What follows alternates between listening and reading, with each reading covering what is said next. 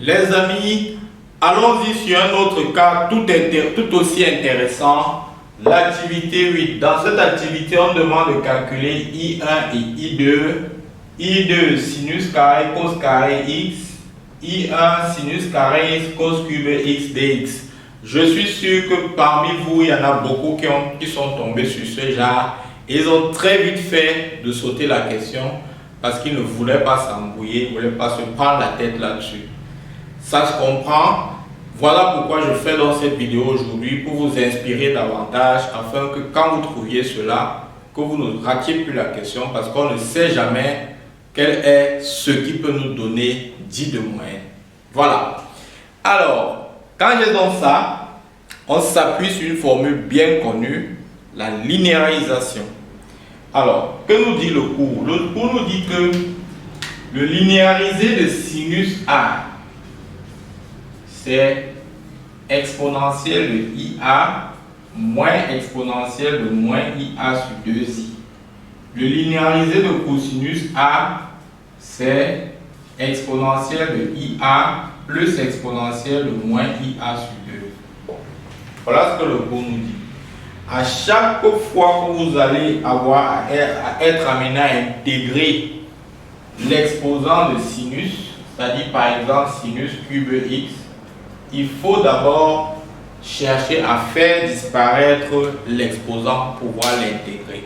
Et pour faire disparaître l'exposant, vous allez mettre ça sous sa forme linéarisée. Donc vous allez chercher à linéariser sinus cube x. Donc, une fois qu'on a donc dit ça, regardons donc comment est-ce qu'on fait pour pouvoir calculer I1 et I2. Voilà. Maintenant, je veux calculer I2. Je vais donc linéariser. Pardon, autant pour moi. Je fais d'abord une petite remarque. Sur mon f de x qui est sinus carré x, cosinus carré x. Voilà mon f. Je constate qu'ils ont la même puissance. Quand ils ont la même puissance, vous écrivez ça, ça va faire sinus x, cosinus x. Voilà, le tout au carré. Alors, ça aurait pu être carré, ça aurait pu être cube, ça aurait pu être 4, c'est le même principe. On ne change pas. Maintenant, on sait aussi que, d'autre part, sinus de 2a est donc égal à 2 sinus A cosinus A. Si on fait un parallèle avec ce qu'on a, si on prend pour A égale à X, on comprend donc que sinus A, sin A cos A est donc égal à sin de 2A sur 2. D'accord? Une fois qu'on a écrit ça, on vient en place ici, c'est que ça veut dire que nous avons donc sinus de 2x, le tout sur 2 au carré. Voilà mon f de x. C'est-à-dire en fait, c'est encore un quart de sinus carré x. Il y a encore l'exposant. Sinus carré de x. Il y a l'exposant. Pour intégrer l'exposant, c'est-à-dire les puissances des fonctions trigonométriques, il faut automatiquement linéariser. Mon a ici maintenant c'est 2x. Je sais que sinus 2x c'est exponentielle i2x moins exponentielle moins i2x, le tout sur 2i. Donc, qu'est-ce que je fais? Je lève donc au carré. Ça veut dire que sinus carré de 2x sera donc exponentielle de i2x moins exponentielle de moins i2x sur 2i au carré. Et donc, je développe. J'aurai donc, en appliquant la formule de l'égalité remarquable a carré moins b carré, ça me fait donc exponentielle de i4x moins 2 plus exponentielle de moins i4x. Le tout sur 2i au carré va me faire moins 4. Ok? Alors, dès que j'ai écrit ça, je réduis, donc je regroupe ça normalement. Cela me donne exponentielle de i4x plus exponentielle de moins i4x, le tout sur moins 4 plus moins 2 sur moins 4. Ok? Ça nous donne donc, quand je regarde ça, je peux obtenir ça peut être le linéarisé de quelque chose de bien connu. En mettant par exemple moins 1,5 en facteur, j'ai donc exponentielle de i4x plus exponentielle de moins i4x sur 2 plus 1,5. Ok? Et donc ça là, vous pouvez convenir avec moi que c'est le linéarisé de cosinus 4x. On aura donc moins 1,5 de cos 4x plus 1,5. Voilà ce que la fonction f a donné. Aussi simple. Maintenant que j'ai ça, je peux donc trouver ma primitive. Grand f donc x sera égal à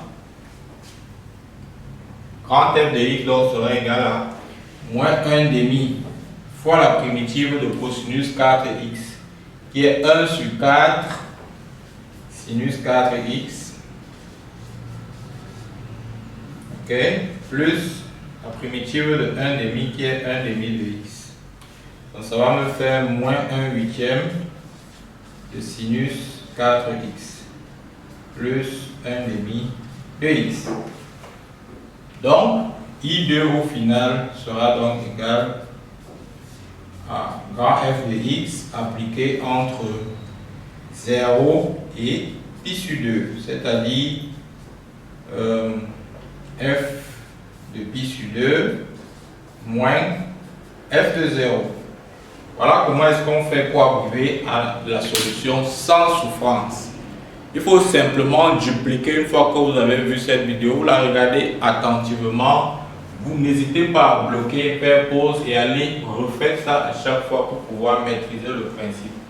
Je passe maintenant au cas où les puissances ne sont plus les mêmes, elles sont différentes à quelques différences près. Qu'est-ce que vous faites? Vous faites la linéariser directement. Faites le linéariser directement. C'est-à-dire quoi? Mon f de x c'est sinus carré x cosinus cube x. Je cherche son linéarisé, c'est-à-dire je remplace sinus x et cosinus x par leur linéarisé.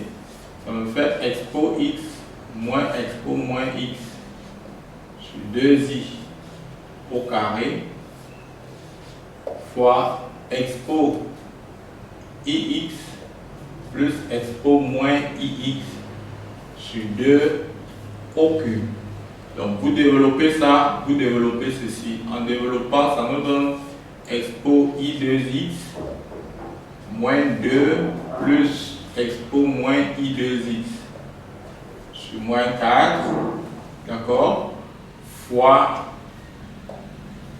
expo i3x plus 3 expo ix plus 3 expo moins ix plus expo moins i3x, le tout sur 8.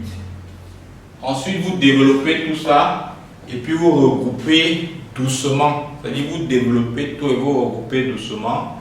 Donc, quand vous allez tout développer et regrouper doucement, voilà ce que vous allez obtenir. Je ne vais pas rendre la vidéo très longue parce que je développe. Voilà ce que vous allez obtenir. Vous allez obtenir quelque chose comme ça. Expo i sin x plus expo moins i sin x, d'accord, plus expo i3x plus expo moins i3x et enfin moins 2 expo ix plus expo moins ix. Voilà ce que vous allez obtenir sur moins 32. Maintenant que j'ai ça, qu'est-ce que je fais? Je vais simplement séparer de façon convenable. J'aurai donc ici moins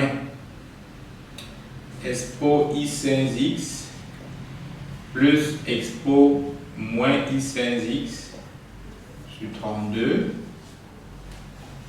Ici moins expo i3x plus expo moins i3x sur 32. Moins 2, donc les deux vont se simplifier, ix plus expo moins ix sur 16, d'accord? Alors ça là c'est 2 cosinus sin x, 2 cosinus sin x, donc on aura moins cosinus cosinus 5x sur 16. Je suppose que 2 divisé par 32, ça se simplifie.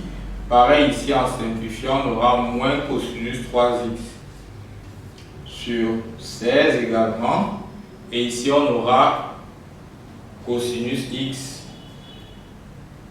sur 8. Ok? Voilà la fonction f. Une fois qu'on l'a linéarisée, voilà ce que ça nous donne. Donc, quand vous allez développer, c'est ce résultat-ci que vous allez obtenir. Et à la fin, vous trouvez donc la primitive. Ça va vous faire moins 1 16e de la primitive de ça, de cosinus 5x, qui est 1 sur 5 sinus 5x. Moins 1 16e de 1 sur 3 sinus 3x. Et moins 1 huitième de sinus x. Donc on développe et on réduit. On a donc moins 1 sur 80 sinus 5x. Moins 1 sur 48 sinus 3x. Sinus 3x. Et enfin moins 1 sur 8 sinus x. Voilà donc la primitive trouvée. Et à la fin, I1 sera donc appliqué en 0 et pi sur 2, c'est-à-dire f de pi sur 2 moins f de 0. Voilà les amis ce que j'avais à vous montrer dans cette vidéo. J'espère qu'elle vous a plu, que vous avez nettement compris comment est-ce que cela se passe dans le cas où les puissances sont pareilles, tout comme dans le cas où les puissances sont différentes. Sans plus tarder, n'attendez pas, exercez-vous à la lumière donc, de ce que je viens de vous montrer.